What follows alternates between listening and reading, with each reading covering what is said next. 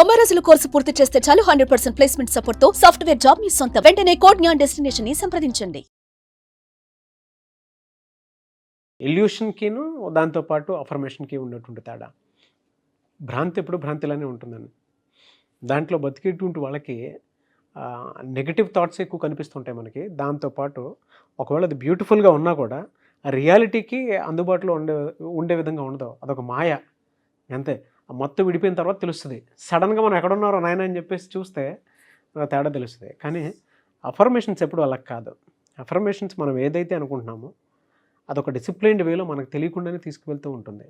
ఆ కళను నిజం చేయడానికి, దాంతోపాటు ట్రావెల్ చేయడానికి మనతో పాటు ఎప్పుడు పక్కనే ఉంటూ ఉంటుంది, మనల్ని అలర్ట్ చేస్తూ ఉంటుంది. ఒక ఎరుకతో కలిగి ఉండాలి. ఈ వీడియోలో ఏం చెప్తున్నారు? నేను నా జీవితంలో ఒక సత్యాన్ని నమ్ముతానండి. ఓకే, నేను అందరికంటే నెంబర్ 1 ఫస్ట్ పాయింట్.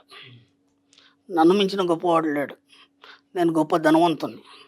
నేను ఏదైనా చేయగలను, ఏదైనా సాధించగలను.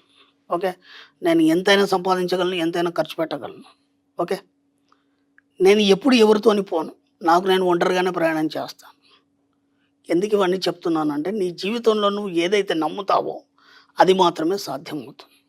కాబట్టి ముందు నీకు నువ్వుగా నీ యొక్క సబ్కాన్షియస్ మైండ్కి ఒక కాషన్ ఇవ్వాలి. ఏమనంటే, నేను ఒక గొప్ప వ్యక్తిని, నేను ఒక కారణ జన్ముని, నేను ఇక్కడ భూమి మీద జన్మ తీసుకున్నానంటే నేను ఒక కారణ జన్ముని. అంటే నాకు ఒక కార్యం అనేది అప్పచెప్పబడింది విశ్వం ద్వారా. అది ఎలాంటిది అనేది నీకు సంబంధం లేదు. ఓకేనా? అలా అనుకున్నప్పుడు మాత్రమే నిన్ను ఆ విశ్వం ఒక గొప్ప వ్యక్తిగా తీర్చిదిద్దడం అనేది జరుగుతుంది. అర్థమైందా? మీరు నమ్మనంత మట్టికి మీ అందరిలాగే మీ లైఫ్ కూడా ప్రొద్దున లేవడం, ఏదో పని చేసుకోవడం, వచ్చి తిని పడుకోవడం, ఇంతకంటే మీ జీవితంలో ఎప్పుడు మార్పు రాదు. అర్థమవుతుందా? ఎందుకు మా జీవితంలో మార్పు రావట్లేదంటే, ఏనాడు కూడా నిన్ను నువ్వుగా ఒక గొప్ప వ్యక్తిగా నువ్వు భావించలేదు. అర్థమైందా? ఈ అప్పులతో సతమతం అవుతూ, ఈ యొక్క కుటుంబ పరిస్థితులను సతమతం అవుతూ, నువ్వు చేసే పని దగ్గర ఆఫీస్ ప్రెమిసెస్లో నువ్వు సతమతం అవుతూ నిన్ను నువ్వు మర్చిపోతున్నావు. ఎప్పుడైతే నువ్వు మర్చిపోయినావో నీలో ఉన్న గొప్పతనం బయటికి రాదు. నువ్వెవరో నీకు తెలియదు కదా. ఫస్ట్ చెప్పేవాడు లేడు. నువ్వెవరు, నువ్వు ఎందుకు ఇక్కడ జన్మ తీసుకున్నావు, నీ జన్మ వెనకాల కారణం ఏంటి, ఒక తల్లి చెప్పగలగాలి, లేకపోతే ఒక ఉపాధ్యాయుడు చెప్పగలగాలి, ఒక గురువు చెప్పగలగాలి. అంత టైం మన దగ్గర ఎక్కడ ఉంది? ఇప్పుడైతే ఇంకా పిల్లలైతే అసలు నేను ఒక చిన్న రీసెంట్లో ఒక వీడియో చూశాను. ఎంత బాధ అనిపించిందంటే, 3 పిల్లలు అట్ట కూర్చున్నారు, సోఫాలో కూర్చున్నారు, అందరి చేతిలో మొబైల్. ఓకే, వాళ్ళ అమ్మ వచ్చింది, ఏమైనా భోంచేద్దాం రండి అంటే కూడా ఈ 3 పిల్లలు ఎవరు కూడా పోవట్లేదు భోజనానికి. నేను మళ్ళీ వస్తాను, మళ్ళీ చేస్తాను, ఆ మొబైల్లోనే కూర్చుండిపోయినారు.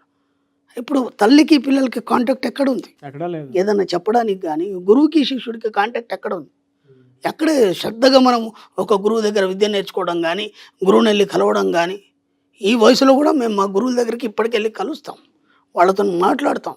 ఎందుకంటే అన్ని పనులు పడేసి పక్కన పడేసి వెళ్ళేసి వాళ్ళ దగ్గర ఒక గంట సేపు కూర్చొని వస్తే మాకు ఒక స్వాంతన. ఇవన్నీ ఇప్పుడు లేవు కదా. కాబట్టి నువ్వేందని వాళ్ళు ఎలా చెప్తారు? అంటే నీతో వాళ్ళతో కాంటాక్టే లేదు. నువ్వు గొప్పవాడు అని ఎలా తెలుస్తుంది? కాబట్టి నువ్వు కనీసం నువ్వు నమ్మాలి. ఎందుకంటే నేను గొప్పవాడిని, నేను ఒక కారణ జన్ముని, నాతో ఏదో కార్యం సాధించబడేది ఉంది, అందుకని నేను ఇక్కడ జన్మ తీసుకున్నాను అన్నప్పుడు ఏమవుతుందంటే, నీకు దిశానిర్దేశం చేయడం అనేది జరుగుతుంది విషయం ద్వారా. అప్పటి వరకు మీరు మామూలు జీవితాన్ని మీరు గడపగలుగుతారు. ఇప్పుడు అలా అనుకున్నప్పుడు మీరు గొప్ప వ్యక్తిగా అనుకోవడం కాకుండా దాన్ని భావించడం అనేది జరగాలి ఫస్ట్. ఓకేనా? గొప్ప వ్యక్తిగా అన్నప్పుడు నువ్వు దాన్ని భావించడం జరగాలి. మీ యాటిట్యూడ్ కూడా అంతా ఎలా ఉండాలంటే కంప్లీట్ డిఫరెంట్గా ఉండాలి. అందరితో కలిసిపోతే మళ్ళీ మీరు గొప్ప వ్యక్తి కారు. మీకు మీరు ఆలోచించాలి, మీకు మీరుగా ఉన్నతంగా ఎలా జీవించాలి, ఎలా నీ యొక్క యాటిట్యూడ్ని మార్చుకోవాలి, ఎలా సంపాదించాలి. లేదా మీరు ఇప్పుడు మాకు క్లాసులకు ఎంతోమంది వస్తుంటారు, వాళ్ళు ఒక్కొక్కటి చెప్తుంటే నాకు అనిపిస్తుంది కదా, అసలు వీళ్ళేనా అనిపిస్తుంది. స్టార్టింగ్లో వచ్చినప్పుడు వాళ్ళని చూసినప్పుడు, ఇప్పుడు వాళ్ళ స్థాయి ఇంతకుముందు మనం చెప్పుకున్నాం, కాన్షియస్ లెవెల్ పెరిగింది, వాళ్ళ చైతన్య శక్తి స్థాయి పెరిగింది. వాళ్ళు ఎంత బాగా చెప్తారంటే, నేను ఒక ఫ్యాక్టరీ పెట్టదలుచుకున్నాను, దాంట్లో ఇంతమందికి ఎంప్లాయ్మెంట్ చేయదలుచుకున్నాను. ఇంకా కొందరు లేడీస్ పాపం వాళ్ళు హోమ్లీగా ఇంట్లోనే ఉండేవాళ్ళు, ఈరోజు వాళ్ళు కూడా ఏదో ఒక పరిశ్రమ కానీ లేదంటే ఒక 10 మందికి ఎంప్లాయ్మెంట్ కలిగించే స్థాయికి తీసుకెళ్లారు వాళ్ళు. ఇవన్నీ ఎలా వచ్చాయి అంటే, అప్పటి వరకు నిన్ను నువ్వు గుర్తించలేదు. అవును, నువ్వు ఒక గొప్ప వ్యక్తిగా నిన్ను నువ్వు గుర్తించలేదు. ఎప్పుడైతే ఇది తెలిసిందో, తెలిసిన మరుక్షణం దాని వైపు ప్రయాణం చేయడం జరిగింది. మన క్లాస్లోకి వచ్చిన తర్వాత అసలు మీ లైఫ్ ఏంది, మీరు ఎందుకు జన్మ తీసుకున్నారు, ఎందుకు డబ్బు సంపదేశ్వరం సంపాదించాలి, ఓకేనా? డబ్బు సంపదేశ్వరం ఎందుకు సంపాదించాలి? అందరూ సంపాదిస్తారు కదా, అవును. మీరెందుకు సంపాదించాలి, దాని వెనుక కారణాలు ఏంటి, దానికోసం మీరు ఏం ప్రయత్నాలు చేయాలి, ఇవన్నీ మనం క్లాస్లో 1 by 1 అన్నీ మనం వివరించినప్పుడు ఏమవుతుందంటే అప్పుడు వాళ్ళల్లో ఉన్న గొప్పతనం అనేది బయటపడుతుంది. అప్పటి వరకు తక్కువ చైతన్య స్థాయిలో ఉన్న వాళ్ళు కూడా ఈరోజు ఎక్కువ చైతన్య స్థాయిలో ఆలోచిస్తూ గొప్ప వాళ్ళుగా మారిపోతున్నారు. కాబట్టి మీకు మీరుగా ఎప్పుడైతే నమ్మరో అంతవరకు మీరు అలాగే ఉంటారు. ఫస్ట్ మిమ్మల్ని మీ సబ్కాన్షియస్ మైండ్ని మీరు నమ్మించడం మొదలు పెట్టండి. మీరు ధనవంతుడు కావాలనుకున్నారా? ఎస్, నేను ఒక గొప్ప ధనవంతుని. Yes, okay. నేను ఒక గొప్ప వ్యక్తిని కావాలనుకున్నారా? ఎస్, నేను ఒక గొప్ప వ్యక్తిని. ఓకే. ఇప్పుడు మన ప్రముఖులు ఎంతోమంది ఉన్నారు, మన సీనియర్లు కానీ లేకపోతే పెద్దవాళ్ళు, గొప్ప గొప్ప వాళ్ళు, ఒక్కొక్క సబ్జెక్ట్లో వాళ్ళు అంతంత గొప్ప గొప్ప స్థాయిలో ఉన్నారు. వాళ్ళు ఎందుకు అలా అయ్యారు, వీళ్ళందరూ ఎందుకు ఇలా లేరు? ఇప్పుడు అదే సబ్జెక్ట్ అందరు చదివిన వాళ్ళు ఉన్నారు కదా, మరి దాంట్లో ఒక్కడే అంత గొప్ప స్థాయికి ఎందుకు వెళ్ళాడు? ఎవరికి రాని ఆలోచన వీళ్ళకే ఎందుకు వచ్చింది? ఇప్పుడు మోక్షగుండ విశ్వేశ్వరయ్య గారు ఉన్నారు, అంత గొప్ప ఎందుకైనారు వాళ్ళు? ఇప్పుడు ఆయన తర్వాత ఎంతోమంది ఇంజనీర్లు వచ్చారు, మంచి మంచి కట్టడాలు కట్టారు. ఆయన ఇప్పటికి ఆయన పేరే మనం ఎందుకు చెప్పుకుంటున్నాం? అంత కాన్షియస్ స్టేజ్ ఎవరు చూడలేదు ఆ సబ్జెక్ట్లో. ఎస్, ఒక్కొక్కటి ఆయన జీవిత చరిత్ర చదువుతుంటే ఒళ్ళు గగురు పడుస్తుంది. ఆయన చేసినటువంటి ఆలోచనలు కానీ ఆ యొక్క కట్టడాలు కానీ అవన్నీ వాళ్ళు ఆ స్థాయికి వెళ్ళారంటే వాళ్ళ చైతన్య శక్తి స్థాయి చాలా హై లెవెల్లో ఉంది. అంటే వాళ్ళను వాళ్ళు నమ్మారు ముందు.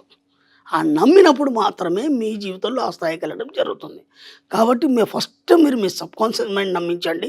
మీరు ఎందుకు జన్మ తీసుకున్నారు? నేను స్టార్టింగ్లో చెప్పాను, నేను చాలా గొప్పవాడిని, నన్ను మించిన గొప్పవాడు లేడు. Yes, okay. అలా మీ యొక్క సబ్కాన్షియస్ మైండ్ మీరు ఎప్పుడు నమ్మిస్తారో పదే ఈ అఫర్మేషన్స్ చేయండి మీరు. ఓకే. మీరు ఊహించండి పదే మీకు ఏం కావాలి, మీ సబ్జెక్ట్లో మీరు ఎంత స్థాయికి వెళ్ళాలి, మీ సబ్జెక్ట్లో మీరు ఎంత స్థాయికి వెళ్ళాలి. ఇక్కడ ఇంకొక కన్ఫ్యూజన్ ఉంది. ఒక స్టూడెంట్ ఉన్నాడు, అతను ఒక సబ్జెక్ట్లో ఉన్నాడు. ఆ సబ్జెక్ట్లో గొప్ప వాళ్ళ గురించి అందరికీ నాకు చెప్తున్నాడు ఆ అబ్బాయి. వాళ్ళ సబ్జెక్ట్లో ఎంత డెప్త్కి వెళ్ళారు, వాళ్ళు ఏమేమి కనిపెట్టారు అదంతా నాకు చెప్తున్నాడు. వాళ్ళ గ్రేట్నెస్ గురించి చెప్తున్నాడు అబ్బాయి. నేనన్నాను, నీ అభిప్రాయం ఏంటి అని అడిగాను. చాలా గొప్ప వాళ్ళు కదండి, చాలా గ్రేట్ కదండి అన్నాడు. నేను ఒక మాట చెప్పాను, ఇప్పుడు నువ్వు వాళ్ళని బేరీజ్ వేసుకున్నావు అనుకో, నువ్వు వాళ్ళలాగా తయారవుతావు. అర్థమైందా? వాళ్ళు గొప్పవాళ్ళు, వాళ్ళకు నమస్కారం చేయి అంతే. వాళ్ళని మించి నీ గొప్పతనం ఏంటి నువ్వు ప్రదర్శించడానికి ప్రయత్నం చేయి. లేకపోతే ఏమవుతుంది, నువ్వు వాళ్ళని మైండ్లో పెట్టుకున్నావు అనుకో, మళ్ళీ యాజిటీస్గా నువ్వు కూడా అలాగే తయారైపోతావు. అర్థమైందా? కాబట్టి మీకంటూ ఒక ప్రత్యేకతను సంతరించుకొని మిమ్మల్ని మించిన గొప్పవారు లేరని చెప్పడంతో పాటు మీకంటూ ఒక ప్రత్యేకతను సంతరించుకున్నప్పుడు మాత్రమే మీరు అందరికంటే భిన్నంగా ఒక గొప్ప స్థాయిలో ఉండడం అనేది జరుగుతుంది. కాబట్టి ముందు మిమ్మల్ని మీరు నమ్మండి. నేను ఎందుకు జన్మించాను, ఈ జన్మ ఎందుకు తీసుకున్నాను, నేను కారణ జన్మని ఎందుకు అయ్యాను, నా వల్ల ఏమవుతుంది, అది విశ్వం నాకు ఎలా అప్పచెప్పింది, దాన్ని నేను ఎలా సక్సెస్ చేయాలి. ఈ 4-5 విషయాలను కనుక మీరు గట్టిగా నమ్మితే ఖచ్చితంగా మీరు వాళ్ళని మించిన గొప్ప వాళ్ళు కావచ్చు, మీ పేరు కూడా చరిత్రలో నిలిచిపోవచ్చు. ప్రయత్నం చేయండి. నమ్మాలి, ఫస్ట్ నమ్మాలి. మీలో ఉన్న గొప్పతనాన్ని మీరు నమ్మాలి. అంటే మిమ్మల్ని మీరు ఎప్పుడు కాషన్ చేసుకోవాలి, మీ బాడీని కానీ మీ మైండ్ని కానీ. మీరు ఎప్పుడైతే కాషన్ చేసుకోవాలో, ఎప్పుడు when you take rest you rust.